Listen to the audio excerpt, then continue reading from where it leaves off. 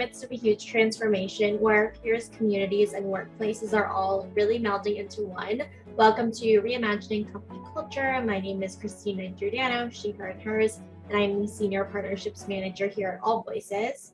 Today, I am very excited to welcome our next guest onto the interview series, Cristina Jones. She is the Chief People and Equity Officer at the Lesbian, Gay, Bisexual, and Transgender Community Center in New York City. Cristina, thank you so much for being here. If you want to share a little bit about yourself for our listeners, including your pronouns and when you were younger, do you remember how exactly you answered the question, what do you want to be when you grow up? Yes. Well, thank you. I just want to say thank you first for inviting me on this series to talk. Super excited about the conversation today. And then intro. My name is Cristina Jones. My pronouns are she, her. And what did I want to be when I grew up? So when I was very young, I wanted to be a figure skater, which is very interesting. I loved watching Debbie Thomas, which a little bit dates me, but in the 80s, I was very into watching like the Olympics and ice skating. I used to go ice skating like every weekend. I never did it competitively or seriously, but used to do it a lot with my mom on the weekends in New York City. I grew up in New York City, and she was just an ice skater that looked like me. There weren't many at the time. There still aren't a ton, but so yeah, I used to like pretend to ice skate in my living room to the degree you could do that. And then I would say I also would have said at one point, like I wanted to be a pediatrician, and I don't think I have like a very good reason for it, except that I've always like loved babies, loved children, even, since I was like a child, I loved younger children. So I don't know, it just sounded like a thing that you tell adults and you get a good response. And then I think as I like evolved and like my interests evolved, and it maybe connects back to like what I first wanted to be, I would have said like a sports journalist.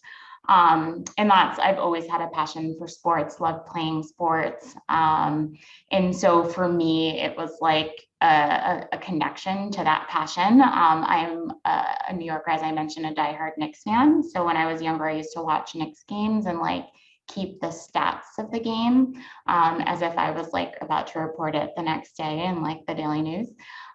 So yeah, those were the things I wanted to do. And ironically enough, my first job out of college was actually with ABC Sports. And it also was like the worst job I've had. So it's just interesting how, my passions, what I thought I wanted to do and where I am today is an interesting story and journey.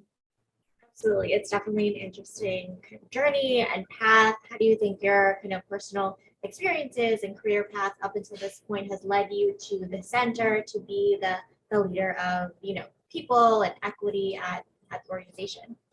Yeah. So often when I, speak to people and introduce myself, I often say to people, we don't see things as they are, we see things as we are. And so I think who I am has definitely influenced, right, my personal journey. So I mentioned I was born and raised in New York City, and I actually went to both elementary and middle school not far from the center. So it's been an interesting kind of evolution back to this neighborhood as an adult. I am a cisgender woman of color. My mom is Black, and my father's family is from Spain. So my grandparents on my father's side were born in Spain, but I was just raised by my Black mom, so raised by a single mom growing up. And, I am a first generation college student. I was the first in my family to get an MBA. So I would say a lot of my personal journey and getting to the center is influenced by my lived experience, right? I would say I very much lived in two worlds growing up. I, lived in the world of very, I would say, affluent, predominantly white institutions. And then I would say a Black family life that didn't really represent the privileges of those institutions. My mom's the oldest of 10 kids. So I have like 23 first cousins, a very big family. But I would say with my mom, I definitely learned the caretaker role early in my life, and it definitely connects to the work that I do. I think just, I didn't know what HR people work was growing up, but I think it's interesting I landed here because it definitely, I think, aligns very much with who I am and my desire to take care of others. And I think just being a first generation like college student, it definitely took me a while to like navigate my path into the workplace and figure out what I wanted to do. And as I mentioned, my first job was with the ABC Sports, and I would say it was not a great experience for me because it was the first time in my life where no one really cared if I learned anything. It was kind of like figure it out, sink or swim. There were not many women in that environment. So it just, I would say it took a lot of reflection to think about like what I wanted to do in life. And I think if I were to think about just my lived experience growing up, I have seen so many systems fail people that look like me. So whether that be education, the social welfare system, the criminal justice system, right? Healthcare even, when I was in my last year of college, I was diagnosed with lupus, and so learned very early what it's like to navigate those systems. And I say this as someone who like had health insurance and could navigate it, but I learned very early what it was like to navigate those systems. So I would say my path has been a path of like being the change I wish to see, which sounds very like cliche and cheesy, but really I think I have worked in the social justice, nonprofit sector throughout my careers in many different ways. I started in the education sector because for me, education was a big thing that gave me access that my mom even didn't have herself, right? So that's where I started. And I think each step of my journey has been connected to my life experiences. And I always say to people, like, this isn't work, it's deeply personal to me, right? Because, no matter what issue or, that I'm working on or advocating for, like, these are people's lives, right? This isn't, just about me wanting to help and do good for people. Like, these are real people to me because I've seen what it's like or lived it myself. And so I think coming to the center, it's just been a true blessing to be able to do to work at the intersection of my passion. So like people and equity work. And I would say I've mostly held people titles, but equity has always been infused in the work that I do because it is through people, systems, practices, culture, lots of those buzzwords that I would say systems of inequities are perpetuated. And so as a people practitioner, that's very much what I'm focused on. Bringing people to the table, trying to question those systems. Why? Don't just tell me it's a best practice. Why is it a best practice? Who is it a best practice for? And it's been interesting for me coming into the center, right? I am a straight person working in a queer space, and it's been a learning and growing experience for me, right? I do a ton of listening, right? And I think just thinking about the privileged identities I do hold, even as a Black woman in America, there are privileged identities that I do hold. And I think overall, it's just made me a stronger people and equity leader, and the journey thus far to get here. Absolutely. I appreciate you sharing your lived experiences. I think that definitely impacts, our perspectives, where we are today, and we don't check our identity at the virtual or in-person office door as well. And I think that context is important. A lot of organizations have, chief people officers or people programs, and you mentioned that equity piece is so important.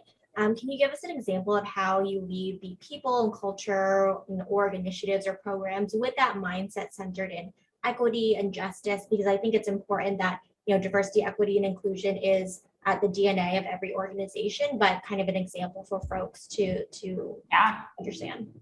Yeah, totally. And I think I'll give an example where like I did ask, like, who is this a best practice for? And it's something that all organizations do. It's strategic planning, right? So the center's last strategic planning process happened prior to me arriving at the center. So the last year of it was my first year. So 2015 to 2018. And logically you end a process and you go into a new process. And so we were planning to launch a new strategic planning process in 2019 with a very reputable consulting firm. At the time, it just didn't quite feel right for many reasons. One, we were in the process of really building the capacity of our senior leadership team bench. So there were like key hires that were coming in to the fold in like early 2020. So to create a plan without them didn't quite make sense. And we also knew that we were coming into a pretty big election year. And if you think about our last plan was 2015 to 2018, so a pretty significant election year happened in that time too, which sort of really shifted the course of that plan. They had to kind of make sure that plan was responsive to it in a new way. So, what really ultimately put it on pause was COVID in 2020 coming. But I think I had a lot of questions about both the firm we were using. Was this the best firm to partner with us, even though, yes, it was pro bono, we didn't necessarily have a budget for this. But given we had really invested a lot at this time into our equity and justice work, we had a consultant that was working with us on a huge racial equity organizational assessment. Like we were leaning into and signaling to the organization that equity was our priority, right? It was going to be embedded into everything we do. And these are the choice point moments I think that organizations face. Like they want to say that equity and justice is important, but then kind of want to plow ahead as they've done prior with processes. And so I think the strategic planning process was a good place for us to think about, like, what did we want to do differently to get different results? Like, how is equity going to truly be centered in this in significant ways so that this wasn't just a top-down process? We're checking the box that we've done strategic planning because boards like it and funders like it and all those other people like it, but it's not really about our, the people we serve, our constituents, our community, our staff, even in many regards, who we like, here's our plan for the next 3 years. And so we had to take a step back and really take some steps before we engage in that process. And so I had referenced an organizational racial equity assessment we did, which really gave us a sense of what was the state of like racial equity at the center, and got a very extensive report out of that with pathways forward and a plan forward. And some of the first two steps out of that actually had probably nothing to do with what most people would expect. And one of it was just healing and trust. Like there was, I think harm that has been caused in the past, both within staff, both with our community. And I think in order for us, I think to truly create a plan for the future, I think we needed to pause to reflect on those things and reckon with that past and figure out how do we heal, how do we rebuild trust where it's needed. And another place was just like thinking about our organizational identity. So the center now will be 40 years old next year. And I think it really is thinking about, the LGBT community is huge. It is not a monolith. And like, who are we here to center in our work? We are 125-person organization. We cannot center everyone. We cannot meet the needs of everyone. We cannot meet every need that's out there.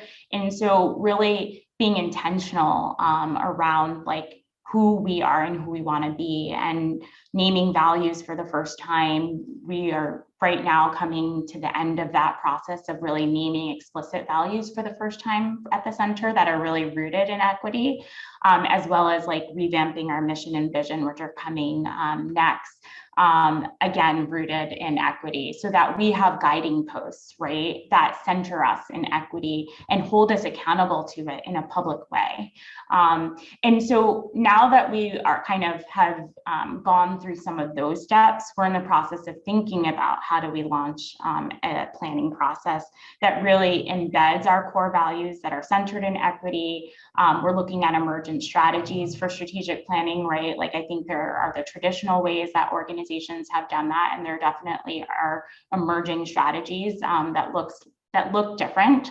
And so really planning to launch this process by the fall. And, I think often there are processes, as I said, that we just kind of do because it's like our muscles are used to it, right? Like, we've been doing it this way for so long, but so often those processes have inequities naturally built into them because that's how America has been built. So I think it often just takes even your simplest things like strategic planning, right? Which most people would be like, how is this going to perpetuate inequities? Any process you're at, I think asking those questions and those choice point moments you are in a process. Think about who you're partnering with. Do they center equity? What are their consulting teams look like? What is their experience with equity and justice, especially if you're going to spend a lot of money to get their support? So I think that's just one concrete way that, with our strategic planning process, we've had to take a step back, challenge the best practice, and think about, like, how do we truly do this in a way that centers equity and justice? Absolutely. Business as usual should not cut it, especially over the last few years as well. And just because something is not quote unquote like broken for one person does not mean it is consistently working for another group of people as well. Asking those curiosity-based questions and really seeing how you can do things differently. Again, doing things differently for a different result as well, and having that North Star of values is important. You brought up kind of building and rebuilding trust, something that is cultivated in not just work relationships, but all relationships. Doesn't just happen because you will it to. You have to intentionally do that as well. For, a lot of people have stereotypes around human resources, people, teams. How are you kind of breaking those stereotypes and really building trust at the center? Yeah, I love this question. So yeah, I mean, even the language is changing, right, around HR. Like, you're seeing a lot less HR, you're seeing a lot more people and talent. I think, so I'm a people-focused leader. It's why people is like in my title. So I am not transactional. I lead with empathy. I think that's really the underpinning of building trust. But I quickly just like Google the definition of HR. And if you do that, you'll get a definition that sounds very transactional, right? It's like you recruit, you hire, you pay people, you give them benefits, all of those type of transactional things that I think HR has historically been, right? You fire people, which I think is what people think of the most and why they're so scared. And I would say all of those things are important. Like, we have to do all those things, but they're the bare minimum of the work that we do, and doing those things alone don't build trust, right? So, in doing our job to support people, it requires connection and trust. And I think what that means to me is that I see people as human beings first, and that I also want people to see me as a human being, right? I think humanizing each other. And I think for the work that we do, I think understanding that trust isn't something that's built up overnight, right? It's earned for sure over time.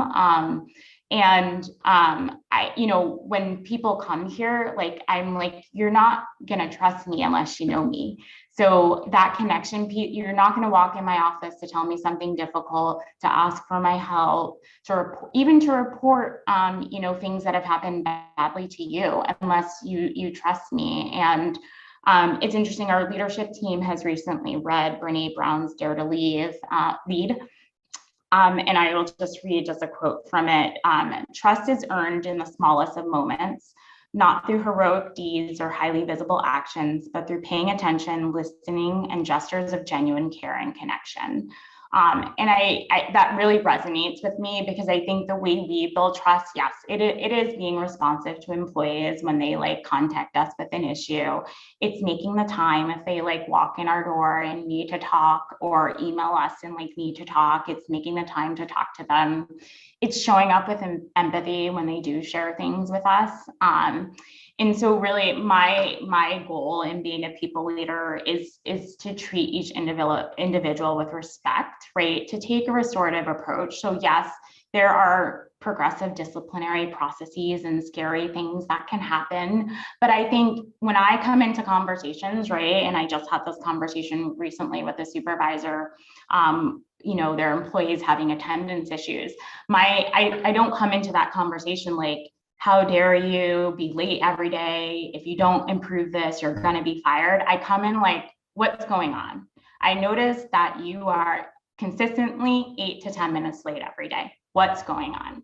And when you ask that question, you're going to be surprised at what you get from people, right? Because you may get something about housing insecurity. You may get something about childcare. You may just get, I need to get my act together, but you'll get something from someone. And I think just using that kind of restorative approach and meeting with people where they are still gets the same result, right? It's not about not like letting things go or not holding people accountable. It's doing so with humanity.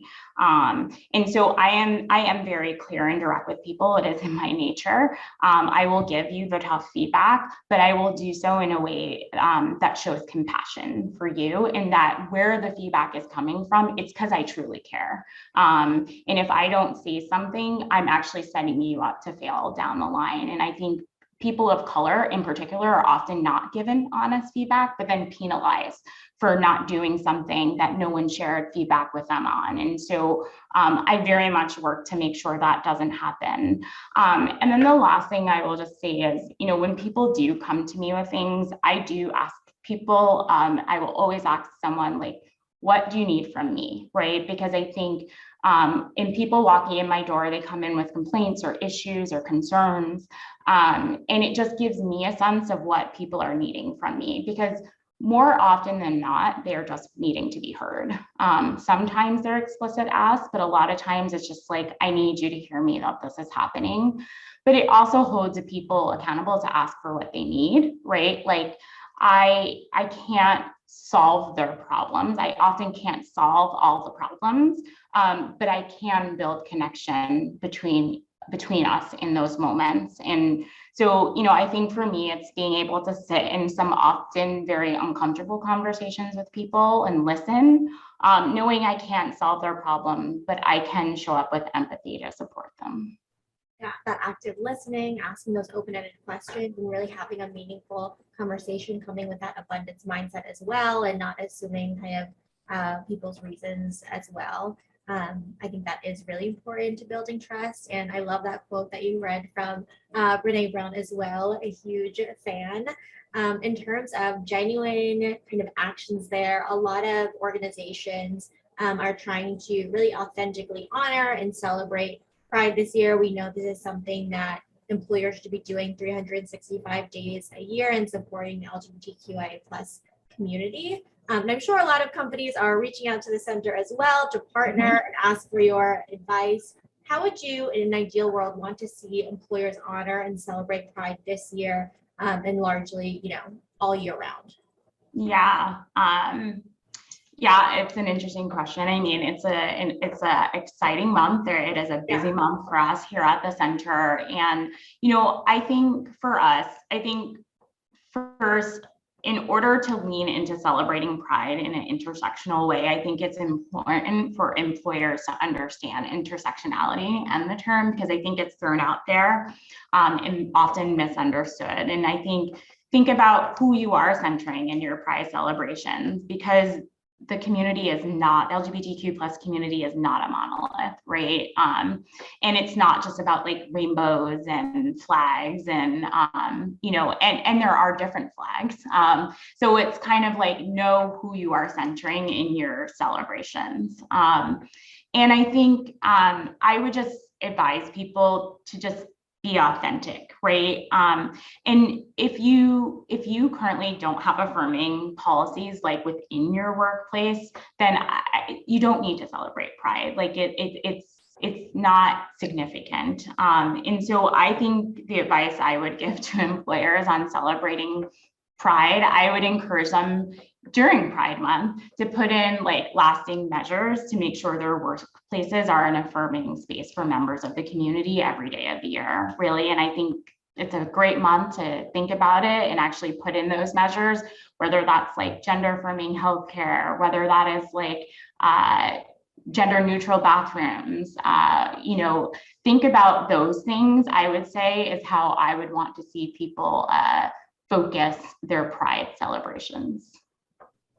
Absolutely. Acknowledge where you are as an organization, as leaders, define your goals, do some research around intersectionality, Kimberly Crenshaw, and all of the incredible work that has and it continues to be done, and then implement some things at your organization outside of June as well. Cristina, I really enjoyed our conversation. Is there anything that I didn't ask that you want to share with folks who are listening, or underscoring any insights you hope people, bring with them? Yeah. So I think we often say this at the center, but the further away you are from the problem, the further you are away from the solution. And I think it's just an important thing to keep in mind, and like, no matter what kind of social problem you're trying to solve, like get feedback from those that are most affected by the problems you're trying to solve. Like, I think we often underestimate the value of lived experience. And we kind of move towards this paternalistic notion of like solving things for people because they don't have the capacity to solve it themselves. So I just encourage that. And the second piece I would just say, I think it's, as we've navigated these 2+ years of COVID, which have been so grueling, just the importance of empathy. And I think it connects both to people work and building the trust you need, but I think it's an important skill in just equity and justice work as well, right? And I think empathy is about connecting to emotions. And I think often we're taught emotions don't have a place in the workplace. But I actually, I think check in with people, ask how they're doing, be ready for the answer, knowing you don't need to solve it. But I do think it is about just being able to really hear people and sit with them, especially now in this like hybrid world we are living in as we navigate COVID. I just want to kind of reinforce the importance of really leaning into empathy and understanding empathy. Yeah, absolutely. Being empathetic, leading with that curiosity-based mindset as well, really intentionally, actively listening and not assuming that the answers or solutions is really important. Cristina, thank you so much for being on Reimagining Company Culture this afternoon. Thank you for having me.